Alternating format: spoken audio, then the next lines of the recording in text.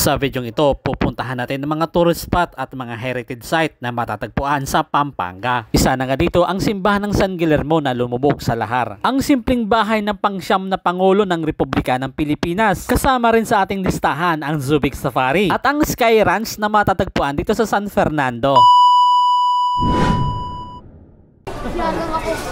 Unang stop nga namin dito sa CL Expressway, Balagtas, Bulacan. Alas 7 na nga ng umaga kami ay nakarating. Kaya naman bumili na kami ng pang-anggahan. Shoutout pala sa isang grupo na nasa aming likuran. Pagkatapos namin makabili ng pagkain, diretso na kami agad sa aming bus na aming sinasakyan. 30 minutes lang kasi ang free time. So bago pa kami lumarga, pagbigyan nyo muna ako para makapag-tour muna tayo dito. Ito pala yung first stopover natin dito sa Balagtas. Matapos nga ang ilang oras na biyahe, narating na nga namin ang aming unang destination. Pagbaba ko sa aming sinasakyan, una kong napansin ang makapal na buhangin na aming inaapakan. Noong 1991, isang malakas na pagsabog ang nangyari. Partikular dito sa timog ng Luzon, maraming buhay ang nawala at maraming ari-arian ang nasira. Isa na nga dito ang simbahan ng San Guillermo. Maniniwala ka kaya kung sasabihin ko na yung butas na ating natatanaw ay isang bintana na dating nakapwesto sa itaas, ngayon pantay na sa sahig ng simbahan. So gaano na ba katagal ang simbahan na ito? Bago natin sagutin yan, tara, balikan muna natin ang nakaraan. Noong 1565, dumating ang mga grupo ng Agustinians at sila ang unang nagturo ng Kristyanismo. At noong 1576, tinayo ang simbahan ng San Guillermo, katuwang ang mga Filipino. Sa makatuwid, 448 years na itong simbahan. Ganun na nga ito katagal. Ito ang itsura nung hindi pa nga ito lumulubog sa lahar. Sa ngayon, ito na nga yung daanan ng mga tao papasok sa loob. Isipin nyo kung gaano kakapal na buhangin ang tumabon dito. Isa pa sa nakakaagaw ng pansin dito mga idol, halos ang lahat ng mga artifacts dito ay mga luma. Matapos nga namin maikot ang loob nitong simbahan, pupuntahan nga namin ang bandang likuran. Napansin ko nga halos abutin na nga ang bubong ng mga buhangin. Ito nga ang lugar kung saan matatagpuan ang Campo Santo. Bago nga ito lumubog sa lahar, ito ay isang sementeryo. Lahat nga ng nakahimlay dito ay nabaon sa napakakapal na buhangin na galing sa Mount Pinatubo. So dito mga lodi, ito yung mga structure dito sa cemetery na lumubog na sa lahar.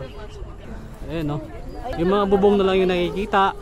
Siguro before hindi to ganito kasi nga hindi pa naman to nalulubog ng lahar. So ngayon nung pumutok yung bulkang Pinatubo, natabunan na itong mga bahagi dito sa cemetery. Okay, ito yung tinatawag nilang Campo Santo o sementeryo nung unang panahon. Okay, yung pong inaapakan ninyo ngayon ay mga punpod. Ayan po ang isang patunay na nung nagkaroon ng lahar, bumagsak po yung bubong. Mamusileo yan, no? Ito po ang nangyari. Libingan na nakalibing pa sila. Dito sa harapan mapapansin natin ang bubong na pabilog. Ito ay isang imbakan ng mga buto ng yumao dito sa sementeryo. Okay, may nakikita kayong mga butas sa maliliit. May nakikita kayong nicho. Pag after 5 years, hindi nakapagbayad ng upa, ilalagay sila doon sa mas maliit na lalagyan. Ano po ang tawag dito? Ang tawag po dito ay bone bank nila.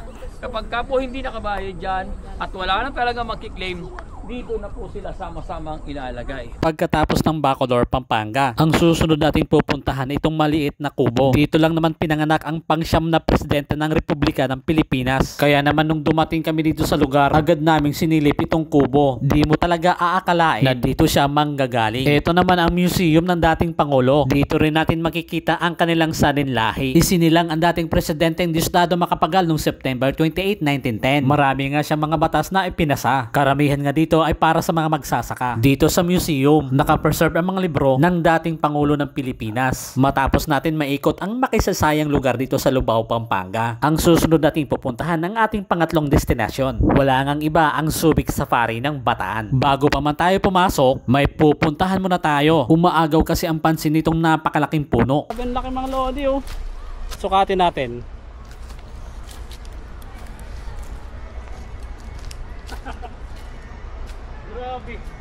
Oh. Matapos ko nga mapasyalan itong lugar, babalik na tayo sa ating bus na sinasakyan dahil mamaya-maya kami ay aalis na papuntang safari. Matapos kami mananghalian at syempre nagpahinga ng konti para pasukin ang entrance ng safari. Dito nga mapapansin natin ang mga souvenir shop na pwedeng bilhin para pampasalubong. Dito makikita natin yung mga souvenir shop na toys, may mga lodi, mga damit. Unang ang pinakita sa amin dito ng tour guide, isang uri ng ibon na malapit na maubos dito sa Pilipinas. Ang pangalawa pangalawa na aming masasaksihan. Ito nga ang pangalawang mabigat na ibon sa mundo. Non-flying bird po. Pangalawa po sa pinakamabigat na ibon sa buong mundo. Mga highly territorial po yan. Ang pangatlo nating pupuntahan, etong mga kakatu. Nasa kanila pala ang tinatawag na forever. Okay guys, so in our right side we have the black palm kakatu. Ayun po. So also known as the Goliath kakatu. It is called the Goliath kakatu because among the family of kakatu, sila po yung pinakamalaki. Okay guys, so the Goliath kakatu, yung mayroon pong kulay dino sa ulo. Ang tawag po doon ay yellow crested kakatu or sulfur kakatu. Yung katabi niya naman po ay umbrella kakatu. Sila po yung mga monogamous bird. Meaning to say po, nabubuhay lang po sila na meron pong iisang kapartner. Yes, sila po yung mga ibon na meron pong forever. Mapapasana all na lang po kayo. Sana all. O diba sabi ko sa inyo mga idol, ito naman ang susunod nating makikita ang pinakamabigat na ibon sa buong mundo at mahahaba nga ang mga liig nito. Ayan, okay guys, so from here po, we have the ostrich, the largest bird in the world po. So they can run up to 70 kilometers per hour po in a short distance. Yung utak po ng ostrich ay kasi laki lamang po ng mga mani or peanut.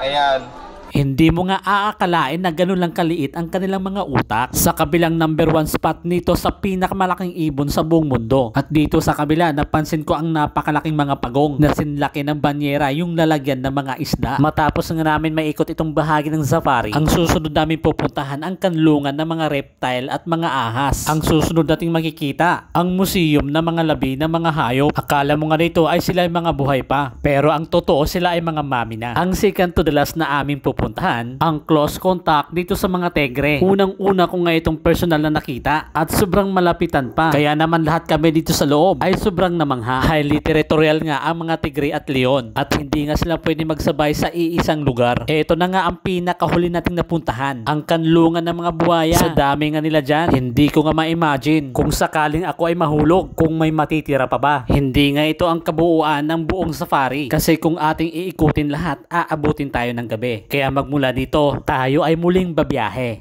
After ito guys, diretso na kami sa Sky Ranch sa Pampanga. Okay, so ito yung pinakaling destination namin dito sa Subic. So after nito, pupunta kami ng Sky Ranch SM. So tara, let's go! Matapos ang 2 kalahating paglalakbay, narating na namin itong Sky Ranch. Ang una naming ginawa ay nagpatatak para nga sa ride all you can kasi sa mga oras na to kami ay magkakanya-kanya na. Kanya na to, ma'am. Apo, kanya-kanya na po. Tara. Kaya naman ang una naming sinubukan itong pinakamataas na Ferris wheel. Hindi naman namin nararamdaman ang alok pero medyo nakakalula. Ay mga Lodi, nasa taas na tayo. Badi yung, di ko nga. Bawat angat nga namin dito, halos matanaw namin ang buong Pampanga. Sa aking bandang kanan, natatanaw ko na nga ang bundok ng Arayat. Sa kaliwa naman ay ang Bataan. Arayat, okay. Yan yung naging isang bundok dito sa Pampanga. Dito naman, sa kaliwa, yung bundok ng mga Bataan. Basti yung. Tsaka Sambales. Sa mga ilang minuto nga, nasa tuktok na kami nitong Ferris wheel. At ang susunod namin susubukan, itong salbabida na dimotor. At syempre, ang mag-drive dito, walang iba yung aking anak. Tara, subukan natin kung kaya niya. May driver oh. Ano yung bangga? Wala na to, di pasado to.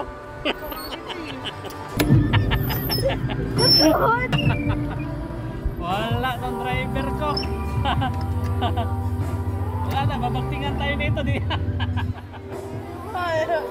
Ang sunod naming susubukan itong mga bump car. Baka dito kayang-kaya niya na.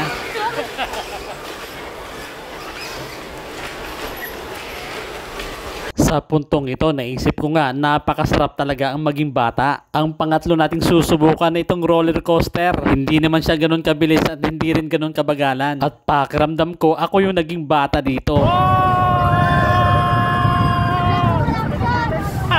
No reaction, no reaction.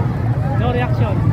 Siya nga pala, bakit nakasimangot yan? Kasi naman gustong gusto yan sumama sa kanya mga classmate. Napilitan lang sa akin. Sa next ride nga, sila ng mga magka-classmate. Kitang-kita nyo naman kung gaano sila kasaya dito.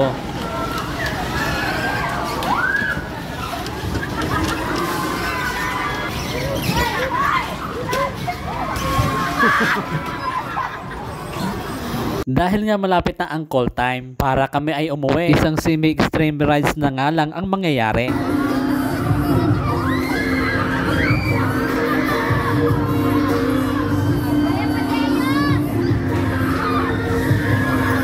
Kung maaga lang sana ang aming pagdating dito, sigurado ang lahat ng rides ay kanilang nasubukan. Pero ang pinakamahalaga, nadagdagan ang kanilang mga kaalaman at na-enjoy nila ang kanilang kabataan. At sa mga oras na ito, kami ay bumalik na sa aming sinasakyan para bumalik sa Tansa Cavite na aming pinanggalingan. So this is Light Moto, ride safe mga lodi!